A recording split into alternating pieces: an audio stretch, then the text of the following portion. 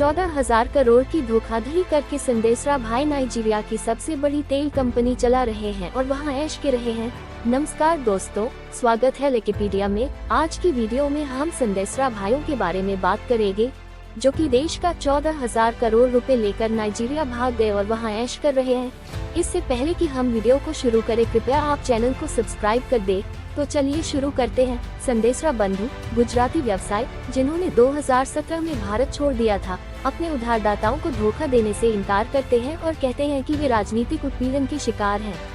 लगभग 20 साल पहले नाइजीरियाई तेल उद्योग में प्रवेश करने के बाद, जब उन्होंने डेल्टा में 2 तटवर्ती लाइसेंस जीते थे, भाइयों, भारत में समस्याओं का सामना करना पड़ा। ने अपना ध्यान लागोस में स्थानांतरित कर दिया। नवंबर में एक समारोह में नाइजीरियाई सरकार ने कच्चे समृद्ध नाइजर डेल्टा से लगभग 1000 किलोमीटर 621 मील दूर देश के शुष्क पूर्वोत्तर में 1 बिलियन बैरल तेल की खोज का जश्न मनाया। देश के गरीब भू आबाद कोने में बहु अरब डॉलर की परियोजना में राज्य के भागीदार भारत के 2 भाइयों द्वारा स्थापित एक कंपनी है। भाई बहनों ने अफ्रीका की सबसे बड़े कच्चे तेल उत्पादक देश में सबसे बड़ी स्वतंत्र तेल कंपनी का निर्माण किया है।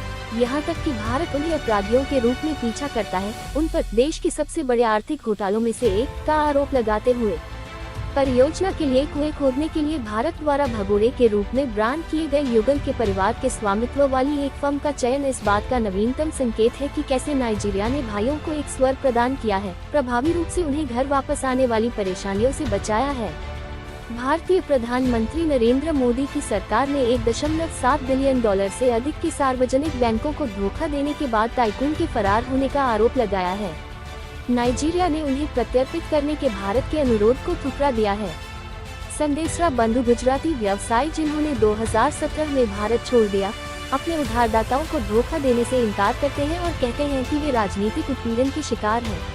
लगभग 20 साल पहले नाइजीरियाई तेल उद्योग में प्रवेश करने के बाद, जब उन्होंने डेल्टा में 2 तटवर्ती लाइसेंस जीते थे, भाइयों, भारत में समस्याओं का सामना करना पड़ा। ने अपना ध्यान लागोस में स्थानांतरित कर दिया।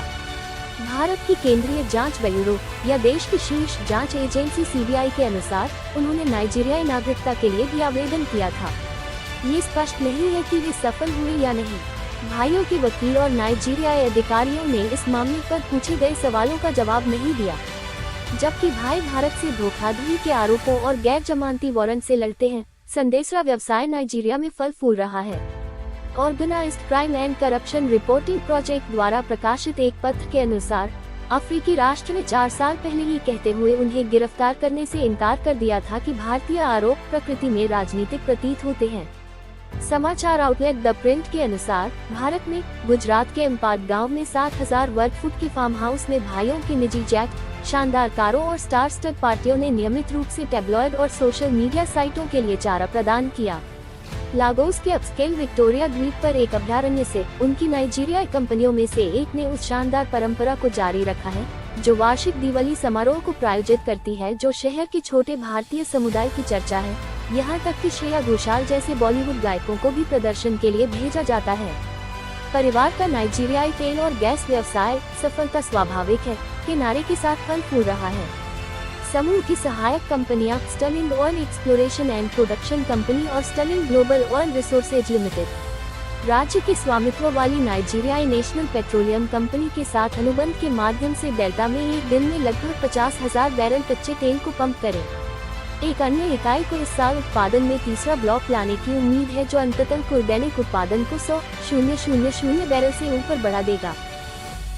1980 के दशक की शुरुआत में भाइयों ने एक परिवार के चाय व्यापार व्यवसाय को तेल और गैस, स्वास्थ्य देखभाल, निर्माण और इंजीनियरिंग में फैले मुंबई मुख्यालय समूह में बदल दिया और फार्मास्यूटिकल ग्रेड जेलेटिन के दुनिया के सबसे बड़े निर्माताओं में से एक का मालिक बन गया। 2010 की शुरुआत तक समूह ने कहा कि इसका मूल्य लगभग 7 बिलियन डॉलर था।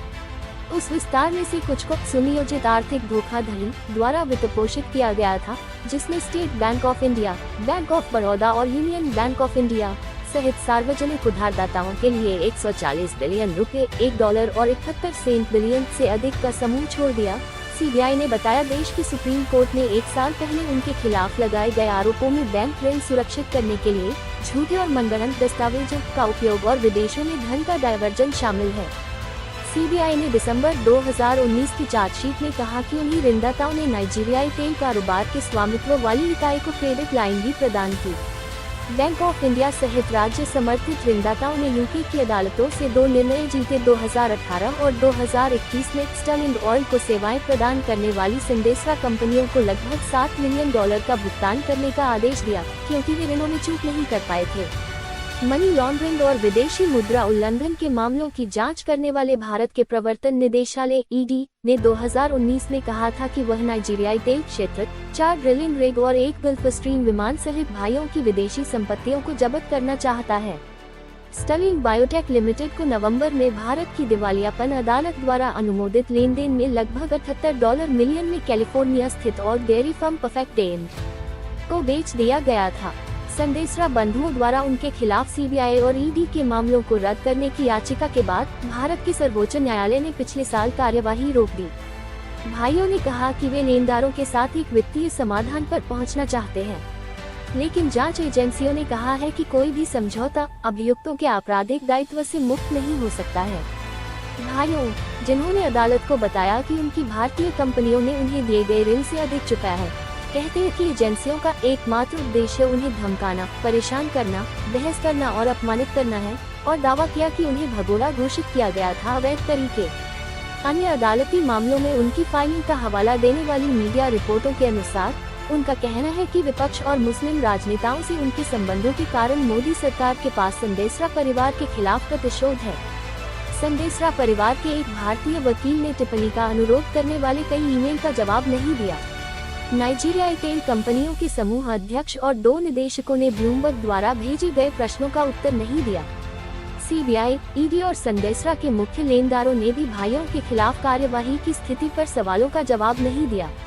विडंबना यह है कि जब भारत सरकार इस जोड़ी के खिलाफ अपना मामला बना रही थी, उनकी नाइजीरियाई कंपनियों ने 7 साल से जनवरी 2020 तक भारत की सरकारी रिफाइनरियों को लगभग $1.5 बिलियन के कच्चे तेल की आपूर्ति की। भाइयों ने अदालती दाखिलों में कहा, भारत में उनकी परेशानियों के कम होने का कोई संकेत नहीं दिखने के साथ नाइजीरिया में भाइयों के संबंध गहरे हो रहे हैं।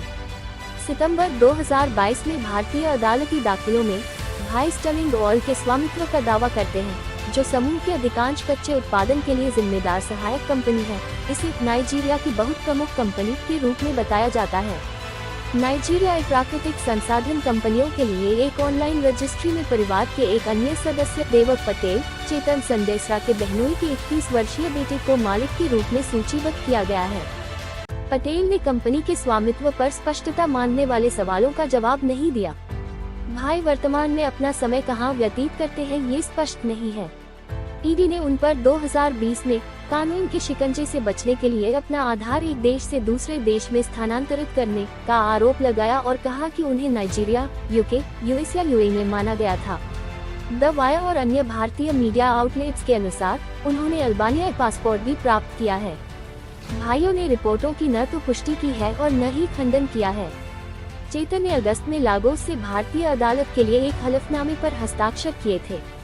इस बीच नाइजीरिया के उत्तर में नए विकास में संदेशरा की भागीदारी पूर्व राष्ट्रपति मुहम्मदू बुहारी की एक पालतू परियोजना, जिन्होंने इस महीने पर छोड़ दिया, अभी तक एक और संकेत हो सकता है कि उनका भविष्य पश्चिम अफ्रीकी देश में है। स्टर्लिंग ऑयल एनएनपीसी और नाइजीरिया के 19 उत्तरी राज्यों द्वारा नियंत्रित एक अन्य सार्वजनिक कंपनी के साथ पहली बार देश के ऊपरी हिस्से में तेल उत्पादन लाने के लिए उद्यम करेगा। वर्तमान में नाइजीरिया का लगभग सारा कच्चा तेल नाइजर डेल्टा और उसके तटों से आता है।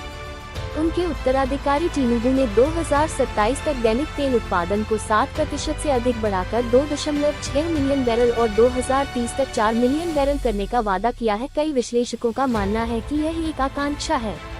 यदि आने वाली सरकार इन लक्ष्यों को प्राप्त करने का इरादा रखती है, तो उसे सेपलेट एनर्जी पीएलसी और स्टर्लिंग ऑयल जैसे स्वतंत्र उत्पादकों पर निर्भर रहना होगा, क्योंकि शेल और एक्सॉन अपनी तटवर्ती और उथली जल संपत्तियों को बेचने की कोशिश कर रहे हैं।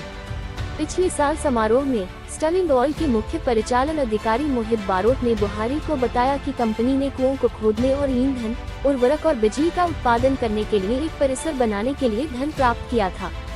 बारोट ने कहा, राष्ट्रपति जी, हम आपको भरोसा दिलाते हैं कि हम अपनी प्रतिबद्धताओं और आपकी उम्मीदों पर खरे उतरेंगे। आज हमारी एक साथ लंबी यात्रा की शुरुआत है। तो दोस्तों इसी के साथ ही हमारी ये वीडियो भी समाप्त होता है। इसी तरह की वीडियो को देखने के लिए प्लीज हमारे चैनल को सब्सक्राइब कर दें और वीडियो को लाइक और शेयर करें। मिलते हैं अगली वीडियो में, तब तक के लिए नमस्कार।